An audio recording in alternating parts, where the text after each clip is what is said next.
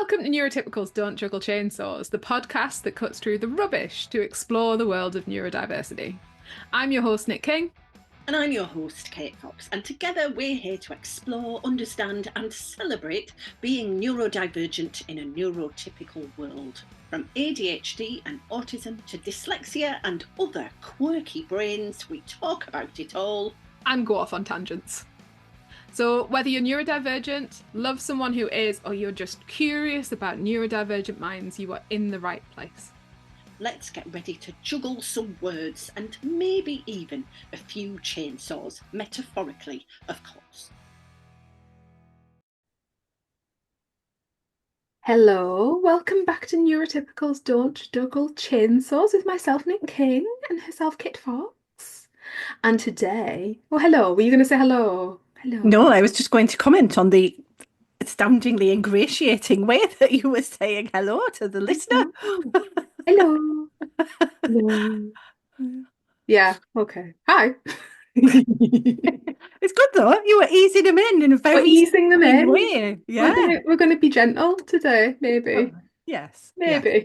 We'll be gentle. Zed calls it my compassionate voice. Yes, that was it. That was it. Which suggests it's normally not, I feel. But never mind. Yeah. Yeah.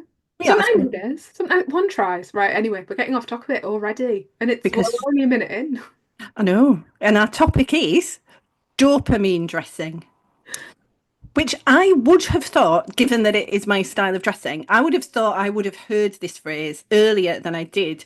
But the time I consciously remember hearing it was at a conference last December, a conference of autistic psychiatrists, actually. And this woman had, and it was daytime, it was an academic setting, and she had a sequined dress and tights and a cardi and boots. And I said, as I passed her, I said, "Oh, thank you so much for cheering the whole day up." And she said, "Dopamine dressing." And that was the first time I'd heard it. So can you remember when you've been familiar with this phrase? I feel like it's earlier than that. And I don't know if I can pinpoint it. We've always done a lot of rainbows in this house. I think particularly since my youngest was born, because they were very, very into rainbows, like a lot. So we've always done a lot of rainbows, and I feel like the dopamine dressing has been on my radar for longer because I think some of the brands that I buy from and that I buy for my kids from use dopamine dressing within it because it's a lot of rainbows. It's a lot of bright colours. So, and do you mean they would actually use that phrase as part of okay. And like, although if you Google dopamine dressing, like quite a few of the brands that I use and regularly buy from are like on the top of the advertising. That is interesting. Yeah. Now, we obviously should be sponsored by one of these brands, but we're not. But nonetheless, we could name them. Popsy, of course. And now, my primary go-to for very brightly coloured dungarees and jumpsuits is Run and Fly, the rival brand to Loot. But they don't use it, so perhaps that's why I've not come across it. It's not on their website. Because yes, you're right. I'm currently wearing a Popsy top and Lucignac pants, and I don't know. There's dopamine dressing in Lucignac's marketing. I don't know. It definitely should be. It should, and we should be sponsored by them. Now I think about it. Yes. Make it happen. Yes. Well, at the very least, they could give us clothes. Exactly. Because we are relevant to the brand as a neurodivergent item. Product, like they must be aware, mustn't they? Yeah, we're an item. The neurodivergent audience is their audience. Yeah, I think. Yeah. All right. I definitely think Lucy and Nyack and Run and Fly are. Yeah. By a long way. Because a lot of their models seem to be neurodivergent. You would have, and I don't know though. Actually, that's interesting. Okay, that might be one to investigate. But can we say so? Are we literally meaning that dopamine dressing, if we're giving it a definition, are we saying it is wearing clothes with the intent to boost I mean, is it your own dopamine or others? Because actually, I think sometimes one of the reasons that I get great joy when I go out wearing, say, my sunflowers jumpsuit, it's Yeah. not just my joy in, yay, sunflowers, it's seeing other people's visceral, oh, and they're happy and they light up because your clothing has made them have a burst of dopamine, quite literally. I think officially the definition is a trend in fashion where people choose outfits that make them feel good and confident, often by incorporating bright colours and or patterns. And obviously the idea is that, clothes can make you happy and boost your overall mood, but I'm on board with that. I like the fact that it brings other people joy too. Yeah. Um, and I do very regularly get comments about sort of brighter dresses, brighter pants. Particularly I've currently got my sunflower Lucy and Yak pants on, and particularly these pants very, very regularly. Yes, because the sun. So I have, yeah, both the dungarees and the jumpsuit in the rival run and fly sunflower print, and they're so. It is very in your face, joyful joyousness. Really, it's more so than they've got a print that is little blue flowers, and that's lovely, but it's not doing the same. Yay, sunshine! I'm here. And I think it's a good way to see and find each other as well. So like in Popsy, like if you see another Popsy out in the wild, there's a whole like group and that encourages you to like take a photo together or communicate with each other and like then go post it on the group. And then I used to use a Welsh company called Bappy Pear a lot when I don't think I've said that right. When my youngest was younger, and they sell a lot of like frugi and stuff like that, and they had a saying if you spotted like their brand out and about, and it was radishes are not a mainstream vegetable, which is really, really random. But there was a reasoning behind it in that they'd had a lot of patterns involving radishes, and it started and it continued as a theme. And I think there is a bit of sort of if you see somebody in Luciniac, you see somebody in Run and Flat, I feel like you point each other out and have like a moment of connection. And that's beautiful. That's a nice thing. It is a nice thing. It's beautiful. Yeah. And I think there's a safety in that connection too, because you're saying, oh, I'm not afraid to stand out in this particular way. There's often a body positivity around it, actually, because they do so many different sizes. So you will see women wearing bigger sizes in these bright, joyous prints that are saying, hello, I'm not fading into the background. And I think some of the connecting can come around that. And lots of different fits as well. So like you're talking, if we talk about like just even a sunflower pattern, I have these sunflower pants that are in a very specific shape and style. I have a sunflower dress, which is actually from Popsy. I have sunflower dungarees and like lots of different shapes as well for lots of different body shapes, even It's, outside of sizes. Like yeah. And shape pockets, there's an awareness pockets. around pockets and having pockets and that being able to put your hands in the pockets, being able to put things in the pockets. Deep pockets.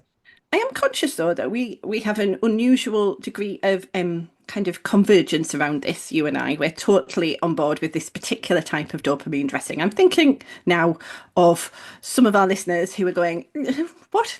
I just want to wear brown Bitch. things or beige, yes, Bitch. because actually there's that element of having a uniform sometimes for some of us. But actually, I also want to question: are there other forms of dopamine dressing? And something is floating into my head, but this may not apply. I'm thinking of Whitby, and I'm thinking of goths, and I'm thinking of steampunk. Are they dopamine dressing? I think so. I think anyone who's doing any kind of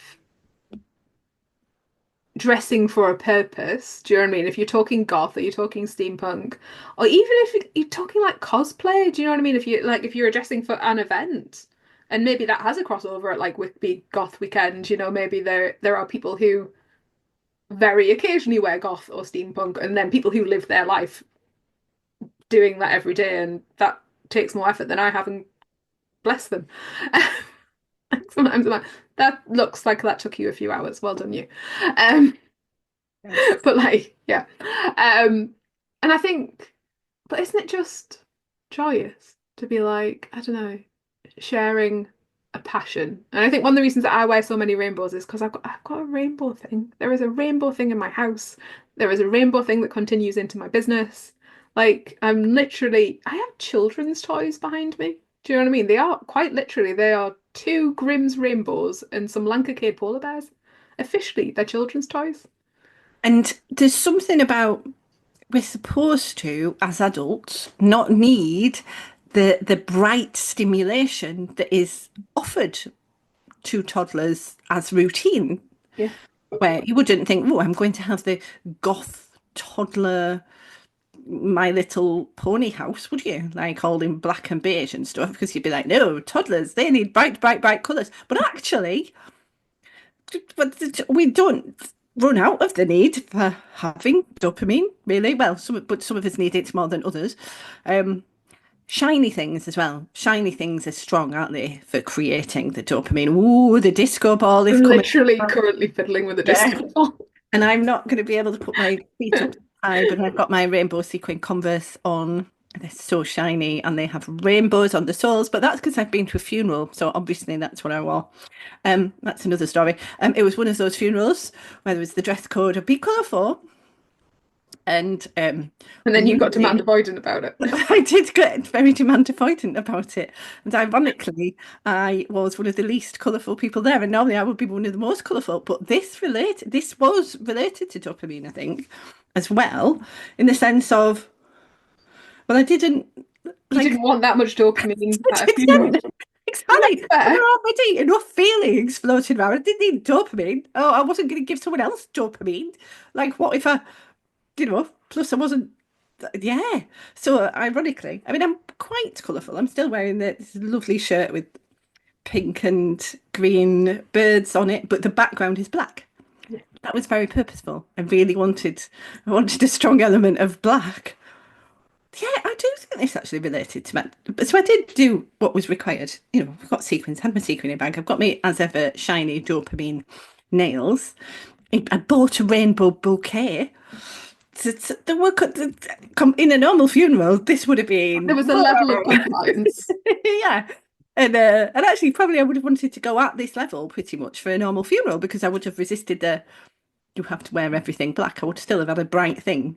Presuming if it was someone's funeral and I was there because I knew them and they would know that I like bright things, and it would have been a bit of a flash of, this is for you. I'm still me. Yeah. I think it's good to have funeral requests.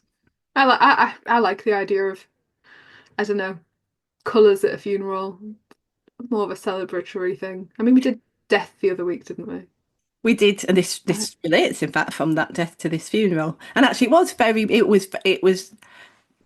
it held both elements of celebration and elements of great sadness. Although, to be honest, then for me, neither of that doesn't relate that much to. Oh, that's interesting. Yeah, I definitely did not go to the funeral expecting a dopamine fix, which is fair, I think. Fair. Yes, definitely fair. Fair, just not necessarily the traditional. Whereas, oh, But did you get one? I think if I'd been wired up to a device, there'd be more serotonin and oxytocin. There was a lot of bonding. I had another excellent. We are slightly digressing, aren't we? But it turns out I can cry really well in a very tight hug. So I did it at the memorial, and then a different person gave me a very tight hug, and they just did it in just the right way, just the right time. Cried in the hug. It was good. That's oxytocin, I would have thought. But Yeah. again, dopamine. Whereas, so if I'm going to a conference, there's going to be a lot of boredom at a conference. Okay. Like, I don't think funerals are boring generally. Funerals are quite interesting, aren't they? Yes. Like, we keep on moving. And in fact, the more quite a big Definitely stage. over quicker than a wedding as well. Exactly. Wedding. There's not like, oh, stand over here and then over here for like the portrait and just wait 27 hours until it's tea time. None of that. You're in, you're out. So we're not in as much need of artificial neurotransmitters. Whereas a conference, you need the neurotransmitters. You need to stay awake. So perhaps you quite literally dopamine dressing maybe more Yeah. deliberate, it's more intentional, it's more necessary in situations where either you are anticipating that you'll need it or that you're anticipating there will be some and you want to add more and provide it. Hopefully, you're enjoying our chat and you can show your support by leaving us a tip, the equivalent of a cuppa, via the PayPal link on our website at neurotypicals.don't juggle chainsaws.co.uk. We would really appreciate your help in keeping our podcast going. Maybe yeah, because a lot of it, I think, is about visual stimulus as well. And sometimes you've just got to provide your own.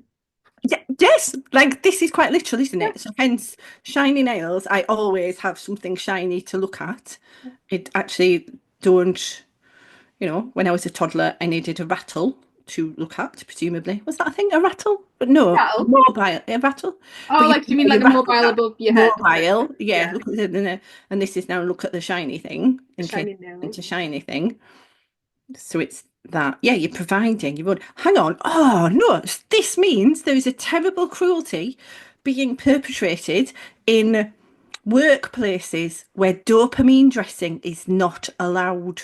Or school uniform. That is not dopamine dressing, is it? No. And they're desperately trying to get it in, aren't they? Any way they can. Oh, I've got a shiny thing on my bag. Oh, There's a thing in the home ed community that there's sort of like a standing joke that the home ed uniform is rainbow. And I think if you go to home ed like meetups, you will see more children dressed in rainbow clothing than any other place that you will find a group of young people. And yeah, there is like you can spot them. You can spot them because they're bright and they're colourful. see, that's interesting then. Yeah. Do you think that is that partly, I mean, is it partly loads of them are neurodivergent and they're dopamine dressing? But and it and or is it partly a kind of reaction to, yeah, and we're not at school and we don't have to wear scratchy blue and scratchy grey boring things, so we're going to wear this type of thing, a non-conformity. Yes, I think obviously definitely no to sort of navy and scratchy bad uniform thing. And I do think obviously a massive amount of young people in the home ed community are neurodivergent.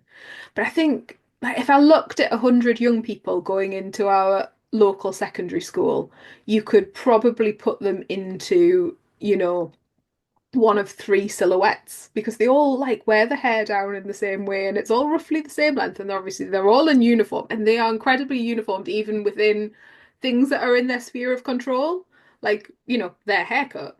And then if you go into the home ed community, they're wearing all sorts of things in all sorts of colours and often have very, very different haircuts where, quite a lot of young people have their hair shaved at the side or like they've got mullets or like they're often really vastly, vastly different. Um, yeah, I think you can tell, you can see them. See, I actually, well, I wouldn't spot it, would I? I suppose as in it because I haven't got that frame of reference, so I would not necessarily. I suppose they would also be. I should look out for them on the beach on a school day. That'll be some of the Definitely a good indication. yes, and not looking guilty and not trying to hide in a cave when someone official comes by. Um, all right. So if you go into, and I used to do this. So my ex-husband. I think it turns out there was a little bit of a Brad Pitt and Gwyneth Paltrow thing going on with me and my ex-husband. Not in many ways, but in the dressing way, in the sense of for the time that he was with me, he dopamine dressed. And there were so he would wear really bright shirts, but also I would buy him really bright shirts. And I've noticed now that he's with his new wife, also called Kate, conveniently, he is now dressing, I have to say, really well, probably noticeably better than when he was with me. But he's not dopamine dressing anymore. But anyway, when he was dopamine dressing in some sort of copying me way, I don't know. I bought his clothes though. Like a bit of matchy matchy. Bit of matchy matchy, yeah, Matchy matchy. subconsciously. Anyway, but there was nothing more depressing than going to the men's department of Next or Marks and Spencer's and just seeing this sea of misery and sadness and thinking, oh my goodness, I am so glad I am not a man or a boy in a where I might have to dress in these things. Oh, Same for the kids' men's department as well. Obviously, I don't have boys, but like I go in there and I'm like, oh. The second you go into sort of that primary school age up, they're immediately just in various shades of black, navy, and beige. but before that, nowadays, there's a big thing with little dinosaurs in particular for little boys. Like loads of jumpsuits, loads of cool things. I've noticed they are very colourful, very big print. And what are they doing? They're training these little boys to have loads of neurotransmitters released when they put their clothes on, and then they're going to deprive them of the neurotransmitters, and they're going to turn into incels. See, that's why it's happening. It's not enough A dinosaurs. direct route. Yeah. Well, it's more of an indirect route, yes. So it could be solved, obviously, with more exciting clothes, apparently. Maybe not, but still. Yeah, like it'd be unfortunate if, I mean, I know, yes, males, non-binary humans can wear exciting things, but it's a lot harder. There's a journey to go on, actually. Agree. And then if you're anything outside of a very sort of medium-sized male or male presenting human, that gets even more complicated because then you're into sort of like big, tall type ranges, and they're definitely like any sort of color in there is much more difficult to get hold of. So, a lot of the men with exciting ties, when I say exciting, I suppose I mean novelty ties, and exciting socks, a Like lot of them. Stephen Fry. Oh, yeah. Hmm. Yeah. He likes a tie. Oh, what are we thinking? Jonathan Ross.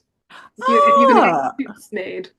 yeah. Well, he's a rare example of a man who likes dopamine dressing and gets to do it. And actually, Stephen Fry, have we diagnosed him yet? I mean, I would hope so.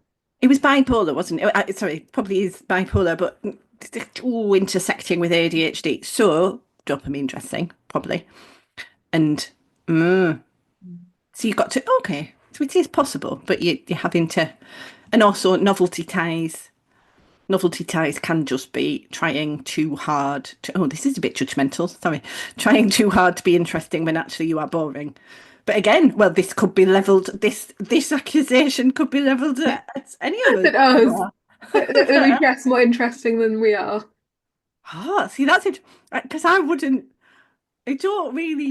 think that applies, to be honest. Oh, well, unless, no, swear No, I not. don't think it actually does, but I don't know. I suppose, yeah, because we're not boring, are we? But I suppose some people would think that I would be bored. To some people, if I did an info dump about my vacuum cleaner, despite how lovely it is and how exciting it is about the vacuum cleaner factory in Germany, some people think that's boring. and they're wrong. Yeah, I'm equally grateful that I haven't had this conversation at the same time. Can we do a podcast about no, No, maybe not. just no. Vacuum cleaners. No, so we'd lose our sponsorship if we had any. If we did a podcast about vacuum cleaners, yeah, Lucy and Yak, they wouldn't sponsor us anymore if we did things like that. Hang Hi, on, Lucy. they're not sponsoring us. They're still not sponsoring us, We could no send matter how much we beg. What about people who want to do a bit more dopamine dressing but don't quite want to go out and buy an entire rainbow jumpsuit from one of our potential sponsors? I'm currently wearing quite a large necklace. It's got flowers on it.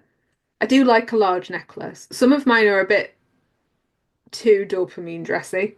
I have one that says F around and find out, which I have to be very careful where I wear. And I did accidentally wear it on the school run the other day and quickly turned it round in time.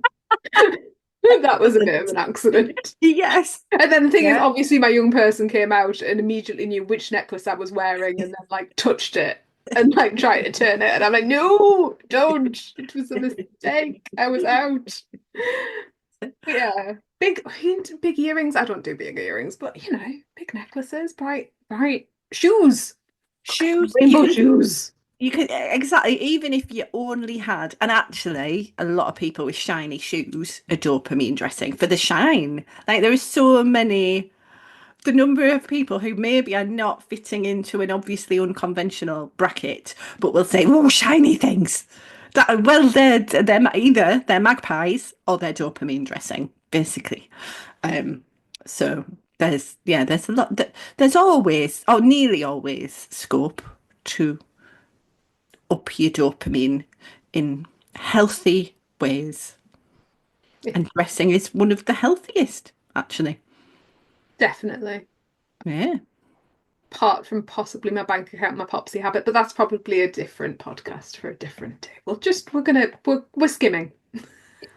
Well, that's why we need the sponsorship. Well, I See, mean, if we had the sponsorship, we could wear these things guilt-free. See, we should send this to someone who cares about corporate things. Help us out. Do it. Send it to them. And also, we've got a tip jar that we never mentioned. And once we mentioned it, and we were quite surprised because didn't we get £10 that week? It was I very think we've got 2 tips. We appreciate tips. Yeah. We need enough tips to go buy Popsy / Lucy and Yak / Run and Fly each. Thanks. Yeah, exactly. This is the time to ask about my crowdfunder. That's not about dopamine, though. I'm writing a memoir. It's going to have neurodivergence in. Never got published before because it's got neurodivergence in. Go to katefox.co.uk and find the crowdfunder thing. It's not really about dopamine. It's Anyway. slightly about dopamine, you writing it, though. Oh. Now, And I hope you vaguely dressed at the time. well, that's interesting. There will be, I bet, a lot of people, and I'm unconscious of this, there will be certain points where I'm focusing on something. If I'm in flow, I presume I would have enough dopamine. If I'm not, if I'm just having to do a hard task, I wouldn't. And I probably would compensate by tending to wear something brighter, something shinier, actually. And during the pandemic, I wore a lot of bright, a lot of shiny things. And it was a bit like, hurrah, the world is ending. At least I got a sparkly earring.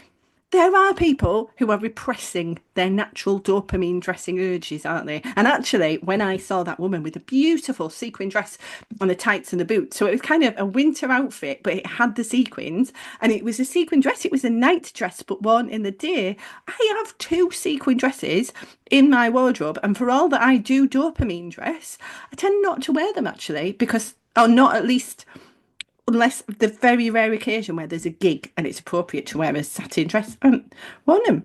And so even I can be held back in the true expression of my full dopamine dressing urges. And we should not be, because you're not just doing it for you and your selfish neurotransmitter needs. You're giving it to the world. You're feeding the world with its dopamine supply. So do it for us, do it for Lucy and Yak, our future sponsors, maybe, and do it for the world. Thanks for tuning in to Neurotypicals Don't Juggle Chainsaws. We're so glad you joined us today to explore the fascinating world of neurodivergence with your hosts, me, Nick King. And me, Kate Fox. If our conversation sparked a thought, a question, or even a smile, don't keep it to yourself. Drop us a line at hello@neurotypicalsdon'tjugglechainsaws.co.uk or visit our website neurotypicalsdon'tjugglechainsaws.co.uk to write in. We'd love to hear from you. If you enjoyed today's episode, consider leaving us a 5-star review on your favourite podcast platform. Until next time, keep embracing the unique ways you juggle the chainsaws of life.